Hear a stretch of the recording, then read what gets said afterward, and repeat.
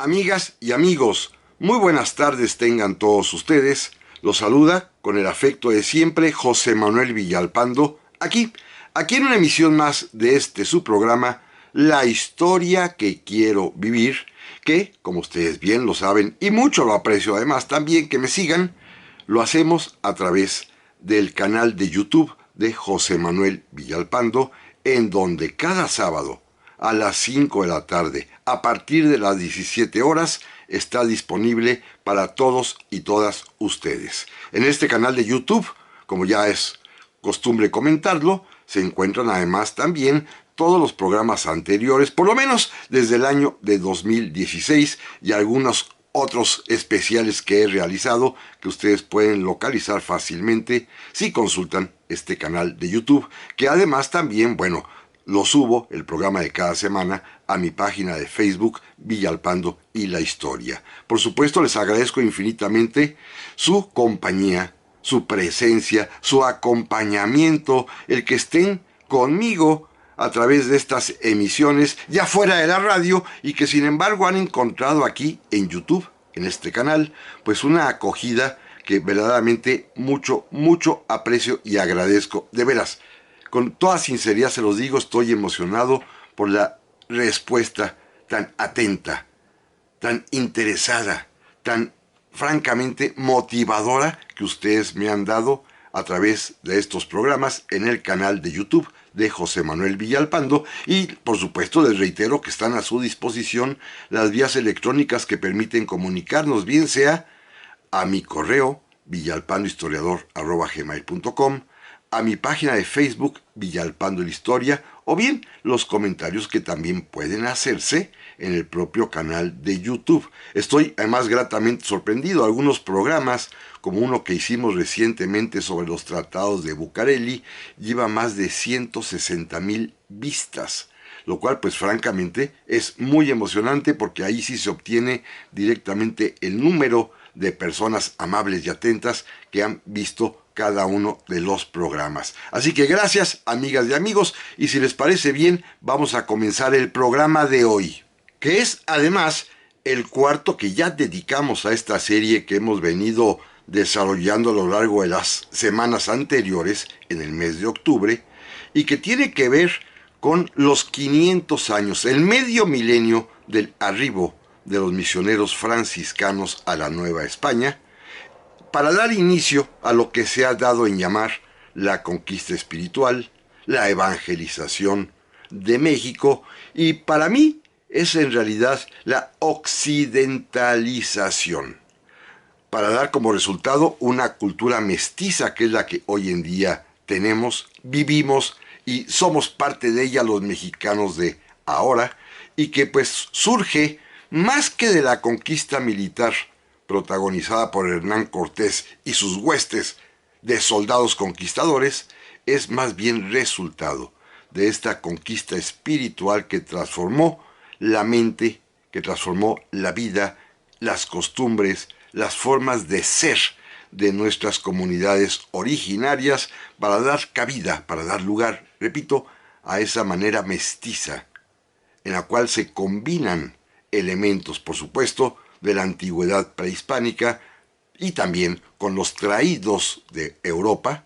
por los misioneros franciscanos, a quienes estamos dedicando esta serie de programas. Pero vamos a avanzar, si les parece, porque todavía hay mucho que platicar de lo que sucedió exactamente hace 500 años, a partir del arribo de Fray Pedro de Gante y de sus compañeros. Ya hablamos en capítulos anteriores, por ejemplo, la vez pasada, acerca de los problemas inmediatos para evangelizar, y cómo a través de la administración de los sacramentos comenzó su trabajo a partir de que bautizaban o de que resolvían las controversias matrimoniales que había que dirimir ahora, ya desde el punto de vista católico cristiano occidental, del matrimonio monogámico, así como la importante participación en esta decisión de adoptar la fe cristiana que tuvieron las mujeres indígenas habitantes originarias. Esto ya lo platicábamos la semana anterior, y déjenme entrar ahora a la parte quizás medular, que es la función educativa. He titulado este programa Enseñar para saber, educar para vivir, y es lo que van a hacer en realidad los frailes franciscanos. Una labor educativa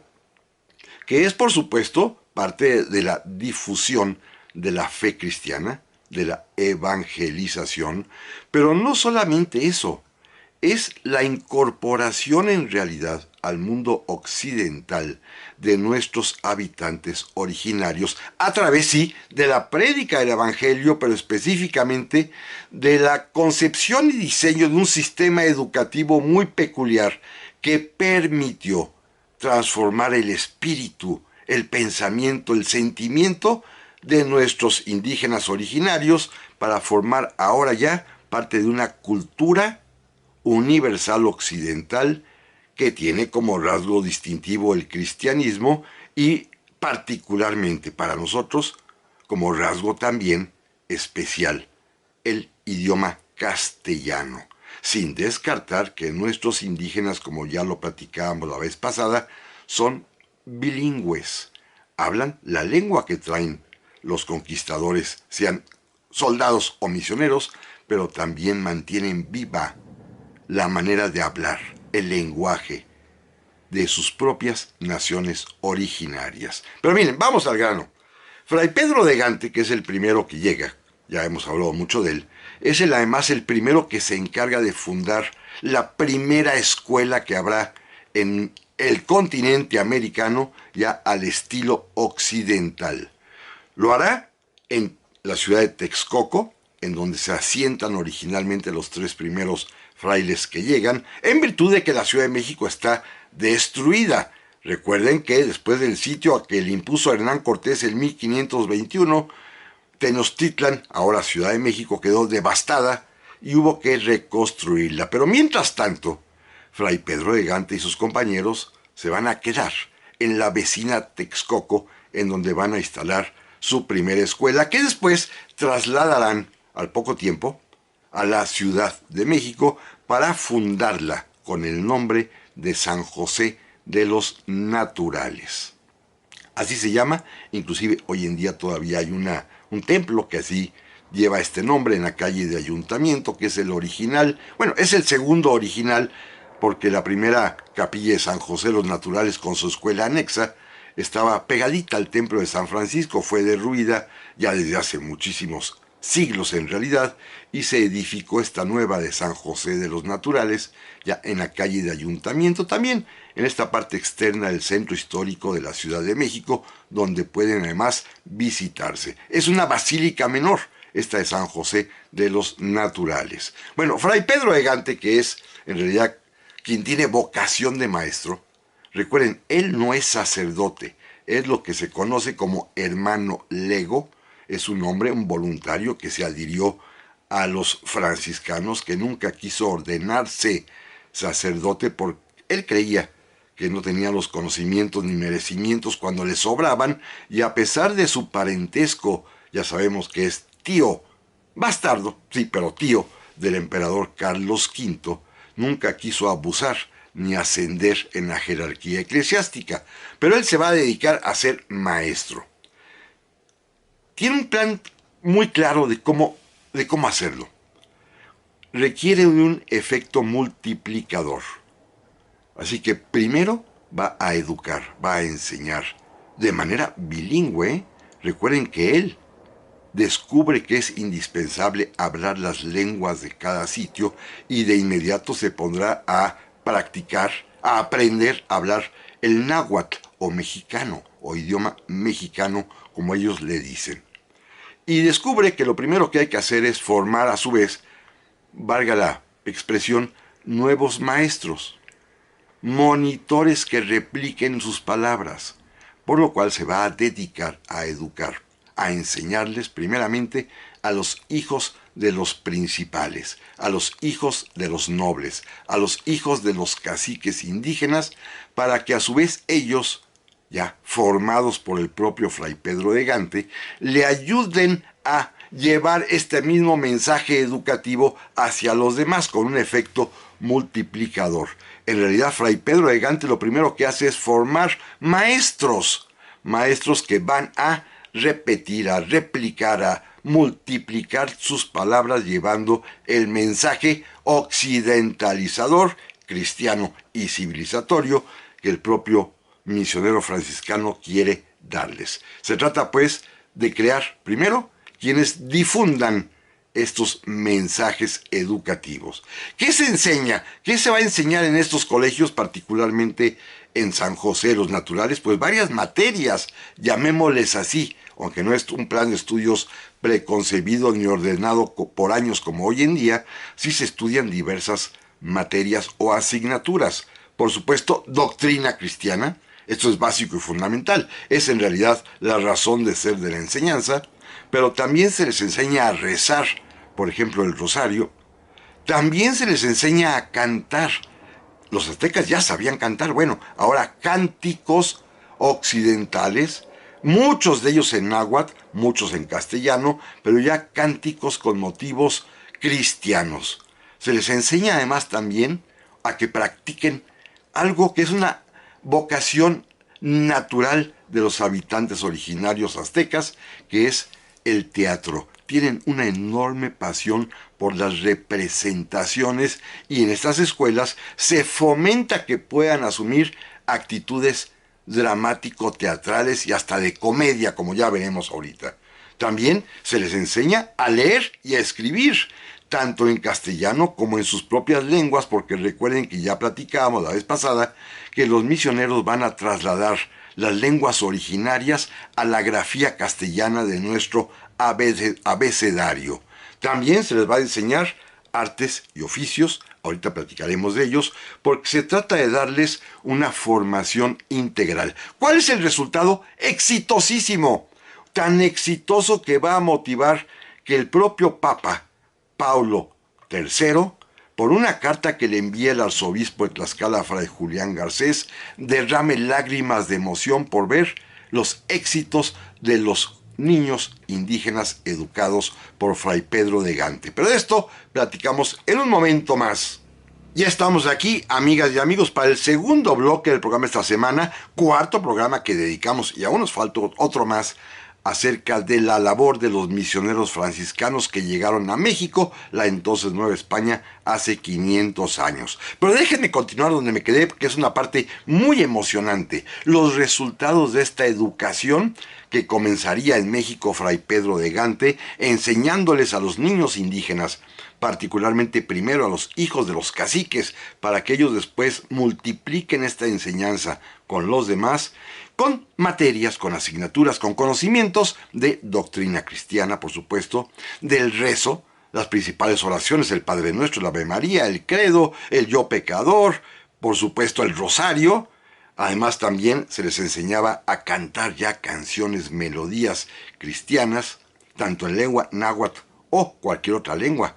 otomí o purépecha o maya, así como a fomentar sus habilidades naturales, teatrales y dramáticas, además de que también se les enseñó a leer y a escribir en ambas lenguas, su lengua originaria, su lengua materna, así como la lengua castellana, a leerla y a escribirla, que esto es un avance cultural fundamental, y por último también diversos artes y oficios como ahorita veremos. Pero decía yo al final del bloque anterior que el efecto educativo, el resultado educativo fue emocionantísimo por varias razones. Miren, el primer obispo de Tlaxcala, Fray Julián Garcés, dados los resultados que había obtenido Fray Pedro de Gante, le escribió una carta al Papa Paulo III, allá en el Vaticano, en Roma, para comentarle y exponerle lo que se había conseguido, los logros alcanzados en esta educación de los niños indígenas, sobre todo desde dos puntos de vista. Primero, el que demostraba fehacientemente que los niños indígenas tenían las capacidades intelectuales suficientes en una época en que todavía había quienes lo negaban para ser considerados tan inteligentes como cualquier europeo, así de sencillo. ¿Por qué? Porque aprendían a rezar, porque aprendían a cantar, porque aprendían los conceptos de la doctrina, porque aprendían a leer, porque aprendían a escribir, porque aprendían hasta a sumar y restar, porque aprendían artes y oficios. Todo ello era la prueba fehaciente de la humanidad de los indios para todavía aquellos que se atrevían a dudarlo. Pero además también, Fray Julián Garcés destacó que en varias de las escuelas que ya habían fundado los misioneros, convivían en el salón de clase, en los patios de cantos y juegos, en todo tipo de actividad escolar, convivían los niños indígenas originarios con niños ya mestizos y aún con niños criollos, hijos de españoles.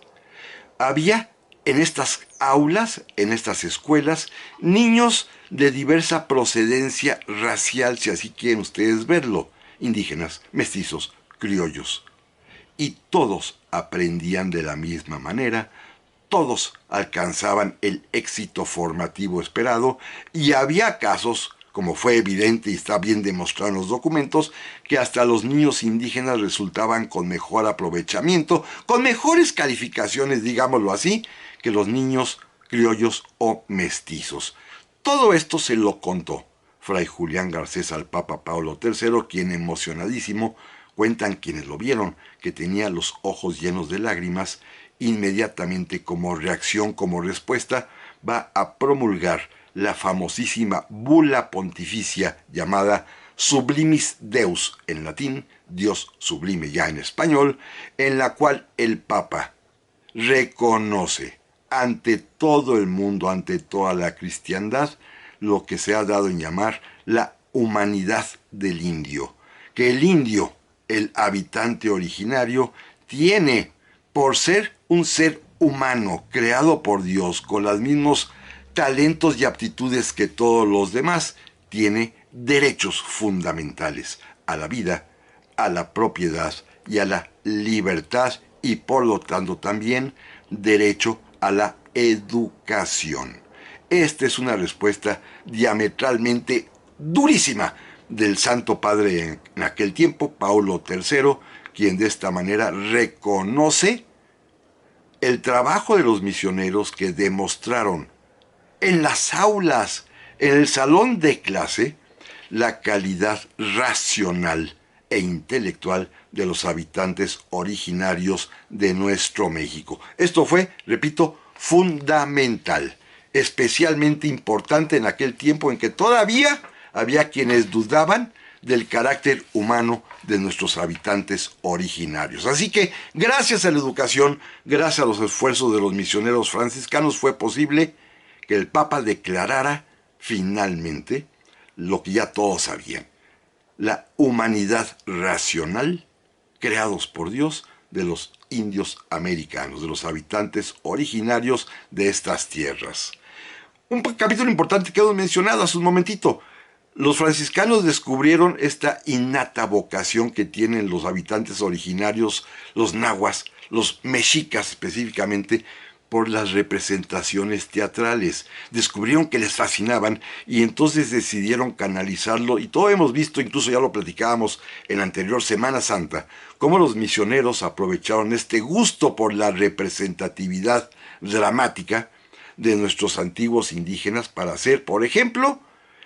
los célebres viacrucis de Semana Santa, que concluyen inclusive con la representación de la crucifixión de Cristo, porque a los indígenas, que repito, ya lo habíamos platicado, les gustó muchísimo la idea de saber de que la nueva religión ya no exigía sacrificios humanos, pero había que reconocer y agradecerle al que se sacrificó 1500 años atrás. Les encantó cada año representar la pasión y muerte de Jesucristo, algunos encantados vestidos de judíos, otros vestidos de romanos, pero todos participando bajo la dirección de un misionero franciscano para representar, como hasta el día de hoy se sigue haciendo en muchas poblaciones mexicanas, representar la pasión de Cristo. Y lo mismo fue llevado también a la época navideña, quizás la que tiene más impacto en la vida íntima y familiar de las personas, porque recuerden, ya desde la vieja Europa, desde que San Francisco de Asís predicaba ya en la antigua Italia, que no era Italia todavía, en los territorios de Umbría, en los territorios de pues la parte central de lo que hoy sería Italia, San Francisco había creado los nacimientos. Bueno, esta idea franciscana de representar el nacimiento de Jesús por medio de figurillas fue, bueno, maravilloso. Les encantó a los habitantes originarios y pronto en los propios talleres que tenían las escuelas les enseñaron la manera de trabajar la cerámica, las figuritas de barro, de pintarlas además también y de colocarlas en escenas familiares, ya sea en las plazas o en los propios hogares, en las casas de cada quien, la representación del nacimiento de Jesús con los pastorcitos, con la Virgen, con San José, con el burrito, con la vaquita, hasta con soldaditos romanos, de tal suerte que pudiera representarse y recordarse la Navidad en cada una de las casas, además de que sabemos que los misioneros van a hacer uso del teatro, por ejemplo, para representar pastorelas que ellos mismos escriben en idioma náhuatl. Y habrá después también muchachos indígenas que escriban sus propias pastorelas, en el que hay escenas jocosas y semicómicas y de comedia, pues, los combates entre el diablo y los santos para finalmente poder dar la noticia del nacimiento de Jesús. Las pastorelas es un género adoptado y adaptado por los franciscanos para poder evangelizar, así como también nuestras tradicionales posadas. Ya sabemos, y esto lo hemos sabido desde siempre, que son los misioneros los que traen el concepto de la piñata. Primero una estrella, hoy ya tiene total formas distintas y disímbolas, representan cualquier cosa, pero las piñatas originales son estrellas que representaban el mal que había que golpear a palos para destruir al demonio y para que entonces se derramara sobre la tierra los bienes celestiales en aquel tiempo, pues frutas fundamentalmente. Esta idea de las pastorelas también es una creación franciscana que así englobaron todo el concepto de la Navidad, los nacimientos en las casas, las pastorelas en las plazas públicas o en los atrios conventuales, porque recuerden que los franciscanos son quienes construyen las capillas abiertas para allí predicar, para allí bautizar, para allí enseñar, para allí representar tanto la pasión como las pastorelas en su momento, así como realizar en esos mismos lugares las posadas. Todo esto es obra de los franciscanos que ya en realidad con esto estamos platicando de lo que se enseñaba en cuanto a artes y oficios. Un arte muy especial que hubo que fabricar,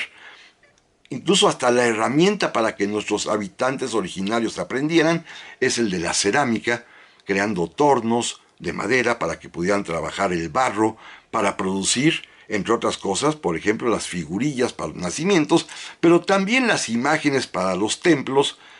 pintarlos,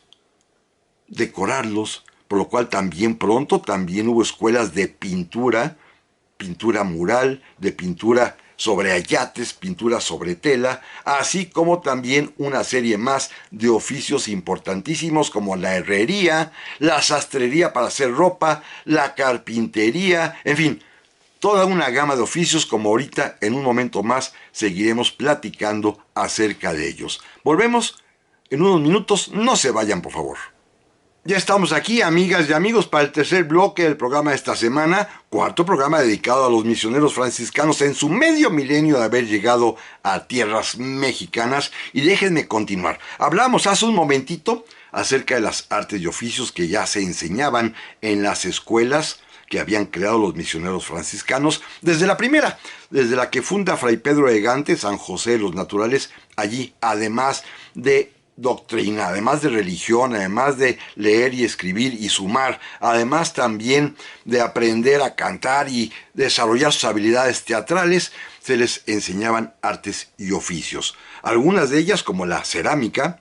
como la pintura, como la herrería, porque ya se utiliza, ya puede fundirse el hierro, cosa que los habitantes originarios no sabían, o como la carpintería, el uso de la madera para crear muebles, puertas, lo que ustedes quieran, así como la sastrería para confeccionar ropa a la usanza ya occidental. Hay varios artes y oficios que son muy importantes, pero déjenme dedicarme a uno muy específico,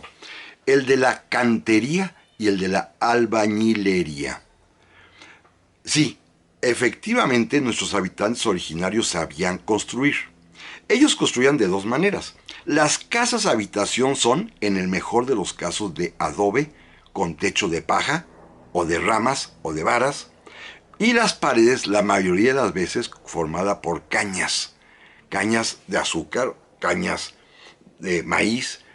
simple y sencillamente para formar así paredes que, repito, en el mejor de los casos eran de adobe, como los palacios de los nobles o de los tlatoanis. Sí conocían la construcción con piedra maciza, que sabían inclusive cortarla en cubos y apilarlas para construir templos. Pero si se fijan, los templos mesoamericanos raras veces tienen, y son para usos muy específicos, espacios interiores, normalmente dejados entre las intersecciones de los propios cubos que se van apilando para hacer pasadizos y hacer cámaras en la profundidad. Pero no están diseñados los espacios interiores para vivir o para tener algún tipo de actividad. Repito, son pasadizos o cámaras para guardar cosas, y además estrechos. Nuestros habitantes originarios sabían edificar muy altas construcciones, como las pirámides. Simplemente basta ver las grandes que hay en Teotihuacán, o en Chichén Itzá, o en Mitla, o sobre todo en Monte Albán, pero no sabían el uso de la interioridad constructiva. Construir para crear espacios interiores para diversos usos, como es la casa habitación, o los palacios, o los templos al estilo cristiano. Así que los misioneros les enseñaron a labrar la cantera para poder crear este tipo de soluciones arquitectónicas, como son los arcos, y poder crear espacios tapados, espacios amplios, como cualquier templo, como cualquier casa, en donde se pueda además también realizar diversas actividades. Esta es una labor que se encargaron los misioneros franciscanos, de enseñarlos a labrar la cantera y enseñarlos también unas nociones rudimentarias de albañilería constructiva para poder edificar ya edificios distintos a los tradicionales, como pueden ser las casas habitación o sobre todo los templos. Pero además hubo un logro arquitectónico importantísimo que se debe, como una obra de ingeniería civil para fines de asistencia social, que se debe a los franciscanos, y particularmente a uno de ellos que sabía del tema de la hidráulica. Fray Francisco de Tembleque, un franciscano, se dio cuenta que el lugar en donde lo mandan a establecer su misión, a catequizar, a evangelizar y a crear su escuela, que es la población de Otumba, carece de agua. Y sabe que como unos 40 kilómetros de distancia hay varios manantiales, y decide, con el permiso de sus superiores, construir un acueducto que en muchos trechos es subterráneo, pero que cerca de Otumba es ya una gran arcada de 90 y tantos arcos que al día de hoy todavía pueden verse. Traer agua mediante un acueducto construido por un misionero franciscano, que hasta el día de hoy ese acueducto permanece en pie y se puede visitar. Es el famoso acueducto del padre Tembleque, que demuestra pues que los misioneros franciscanos tenían multiplicidad de ocupaciones, dedicadas todas ellas a lo que ellos claramente conocían como el bien común. El bien común, el que la comunidad estuviese en los mejores términos posibles en cuanto a condiciones, no solamente de la evangelización doctrinal, sino en condiciones hasta de vida. Traer agua a una población gracias a un acueducto, que después seguirán su ejemplo muchos más, pero el primero que se construye en México es obra de un franciscano, quien lo imagina, lo diseña, lo dirige y lo pone en servicio para dotar de agua a la población de habitantes originarios de Otumba. Esto es lo que hacen los franciscanos. Pero hay algo más. Hace un rato comentábamos, y es un punto fundamental e importante, que los franciscanos, y así lo hemos venido platicando, decidieron aprender las lenguas originarias para comunicarse con los habitantes de cada una de las poblaciones y comunidades, fueran nahuas, fueran totonacas, fueran mayas, zapotecas, mixtecas, lo que ustedes quieran, purépechas, lo que fuera. Había que hablar su lengua. Pero también para, pues, poder transmitir conocimientos, decidieron enseñarlos a leer y a escribir a sus alumnos, para lo cual consiguieron la hazaña cultural de trasladar las lenguas originarias a la grafía occidental, la que usamos hoy en día, a nuestro abecedario, para que pudiera ser escrita y leída la lengua originaria. Esto va a dar como consecuencia algo muy importante, que los indígenas comienzan a escribir tanto en castellano como en náhuatl, o en maya, o en otomí, o en purépecha. Pero además va también a provocar un interés enorme por utilizar el canal tradicional europeo del conocimiento, que es la lectura, gracias a los avances que recientemente, apenas tienen pocos decenios, en Europa ya existían. Recuerden que Europa tardó mucho tiempo en poder difundir el conocimiento hasta que apareció Juan Gutenberg e inventó la imprenta. Bueno, en México, a partir de 1536, gracias a la intención de los misioneros franciscanos, que lograron convencer a uno de ellos, a Fray Juan de Zumárraga, que era el obispo de México, se trajo la primera imprenta a México. Así que pronto México, culturalmente, para difundir el conocimiento, estuvo a la altura de los europeos, porque aquí llegó una primera imprenta que manejaba un señor impresor que se llamaba Juan Pablos, y que se va a dedicar a imprimir libros, fíjense, en idiomas, en lenguas originarias. Esta era la intención de Fray Juan de Zumárraga y de los misioneros franciscanos: difundir el conocimiento, sobre todo el conocimiento doctrinal católico, a través de libros que los habitantes originarios pudieran leer en su propia lengua. Así que lo primero que se imprime es un catecismo que escribiera el propio Fray Juan de Zumárraga en náhuatl, así como los catecismos y doctrinas que escribirían más adelante, por ejemplo, Fray Pedro de Gante, que también hizo otro, o bien en purépecha, porque Fray Maturino Gilberti, un francés misionero franciscano que predicaba en Michoacán, escribirá su propia doctrina en lengua purépecha, y esto pues es una hazaña del pensamiento y de la cultura, el traer una imprenta a México para imprimir libros escritos en lenguas originarias que ya se podían perfectamente bien leer conforme a la grafía castellana occidental nuestra del ABCDEFG, y que permite que los indígenas, que ya saben leer y escribir, lean en su propio idioma los principios fundamentales de la doctrina católica, pero además también, y esto es un atrevimiento en realidad de los franciscanos, decidieron que los indígenas directamente pudieran leer la palabra de Dios, sobre todo la voz de Jesucristo en los evangelios. Resolvieron que se imprimieran también el Nuevo Testamento, los evangelios, en idiomas náhuatl, maya, otomí, zapoteca y purépecha.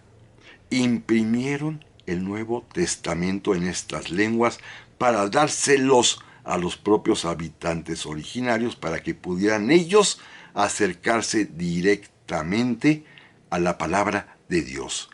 a la vida, a la historia, a la pasión de Cristo, de manera directa, con sus propios ojos, leyéndolo. Naturalmente también va a haber otro tipo de libros. Por ejemplo, el fraile franciscano Fray Alonso de Molina va a escribir un vocabulario de lengua castellana y mexicana, un diccionario bilingüe para que puedan ya entenderse las palabras. Estos son avances culturales notables, ¿eh? Claro, todos ellos van a ser, como lo veremos la próxima semana, motivo de furia de muchas voces muy católicas retrógradas, que van a ver esto como una especie de intento protestante de educación de los indios en la herejía. Pero esto ya será motivo del tema que platicaremos la próxima semana. No me despido, volvemos, amigas y amigos, en un momentito más. Y estamos aquí, amigas y amigos, para el cuarto y último bloque del programa esta semana, penúltimo programa que dedicamos a los franciscanos que hace 500 años, medio milenio, llegaron a nuestras tierras con el propósito de evangelizar, de occidentalizar y que como resultado dará la cultura mestiza que hoy vivimos en nuestro país. Vamos hacia el final de ese tema. Comentaba yo en el bloque anterior el esfuerzo importante que hicieron por trasladar las lenguas indígenas originarias que no se escribían. Recuerden que nuestras civilizaciones mesoamericanas aún no llegaban a ese estatus cultural de poder escribir su lengua. Únicamente se habían quedado por razones naturales de la historia, en la parte de poderla dibujar, de poderla representar gráficamente en pictogramas o en jeroglíficos o en glifos, como ustedes quieran llamarlos, pero no habían dado el paso cultural de escribir su lengua. Y los misioneros pues apresuran y adelantan este tramo, permitiendo que las diversas lenguas originarias como el maya, el náhuatl, el zapoteca, el purépecha, el mixteco, puedan escribirse con la grafía occidental, que es nuestro abecedario. Esto hará también que llegue la imprenta, que comiencen a publicarse libros en lenguas originarias, doctrinas, catecismos, pero también los evangelios o hasta diccionarios como el vocabulario de Fray Alonso de Molina. Bueno, esto es una parte importantísima que va a acarrear después, ya lo anticipaba yo, y lo veremos la semana próxima, uno de los momentos más difíciles para los franciscanos que fueron acusados, pues por lo menos de erasmistas, si no es que algunos de ellos literalmente de provocadores protestantes. En fin, lo platicaremos la semana próxima. Déjenme llegar al último tramo de hoy comentando algo importantísimo. Los franciscanos cometieron un error inicial que después trataron de reparar y lo consiguieron bien.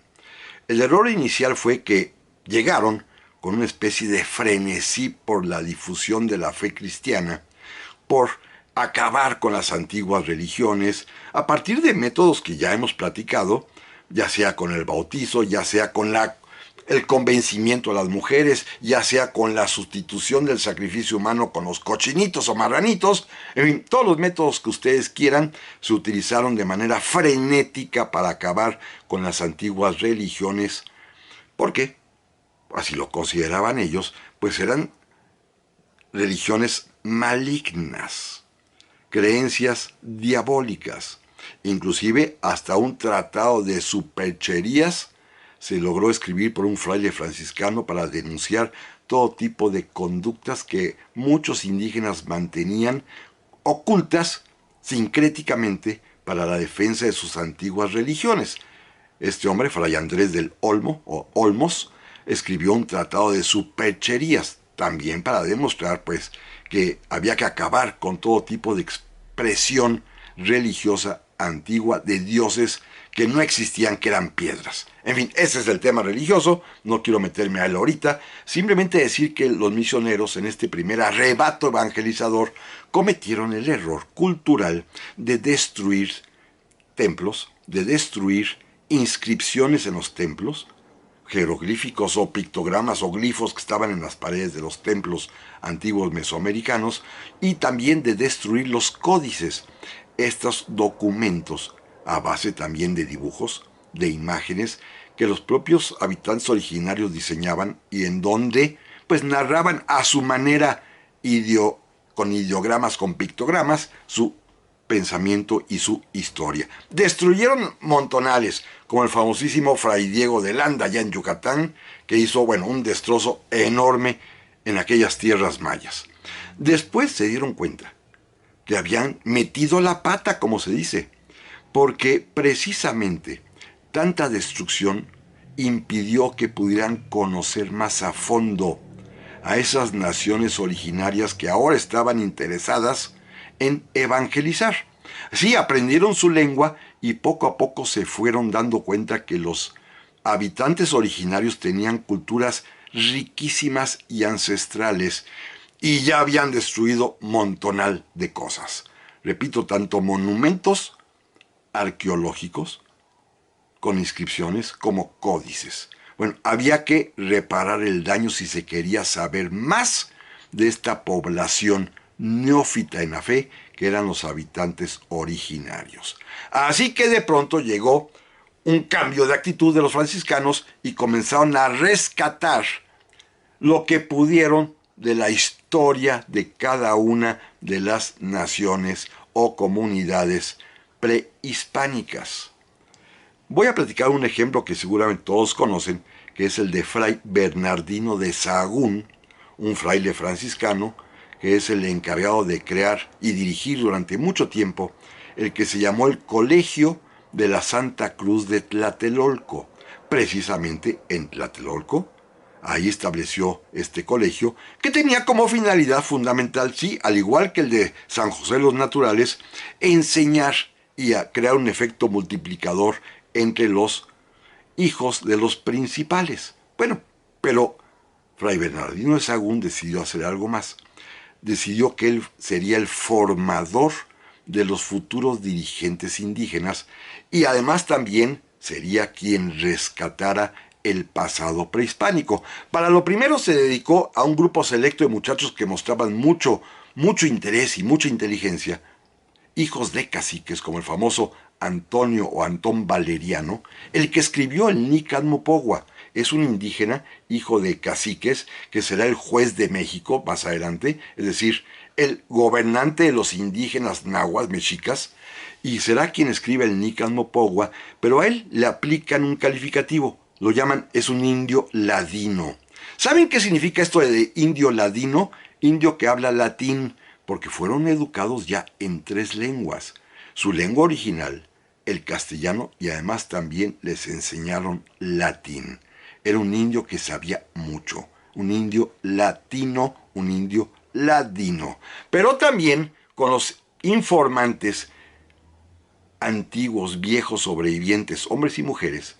Fray Bernardino de Sahagún salió a buscarlos, a encontrar a personas de edad avanzada para que le platicaran, para que le contaran cómo se había vivido antes de la llegada de los españoles. La única manera de rescatar todo era escuchando a los viejos, escuchando a las viejas. Esto es en palabras auténticas, no estoy siendo pues dañino para nadie, escuchando a quienes habían sobrevivido a la conquista, ya habían pasado 30, 40 años de ella. Entonces reunió a todos los que pudo, hombres y mujeres, para que le platicaran cada quien según lo que sabía y lo que había vivido. Reunió pues a centenares de informantas e informantes para que le contaran, y a su lado puso a jóvenes indígenas que pudieran dibujar con códices, en la forma de códices, lo que iban platicando estas personas, y a jóvenes también que ya sabían hablar en castellano y escribir, para que fueran también anotando las palabras del informante. Y así se van a crear los códices novohispanos que conocemos, como el Códice Ramírez, como el Códice Florentino, como el Códice Mendocino, a través de estas anotaciones que jóvenes ya bilingües hacen en castellano, con una representación pictográfica de lo que va platicando el anciano o la anciana. Y entonces Fray Bernardino de Sahagún pudo hacer el rescate de lo más importante de las costumbres, tradiciones, historia, modos de vida, pensamiento de los antiguos mexicanos, que dio lugar al Códice Florentino, que está hoy en día en la ciudad de Florencia, por razones que los reyes lo regalaron, pero que dio origen a la gran obra monumental del propio Fray Bernardino de Sahagún, que se llama Historia de las Cosas de la Nueva España.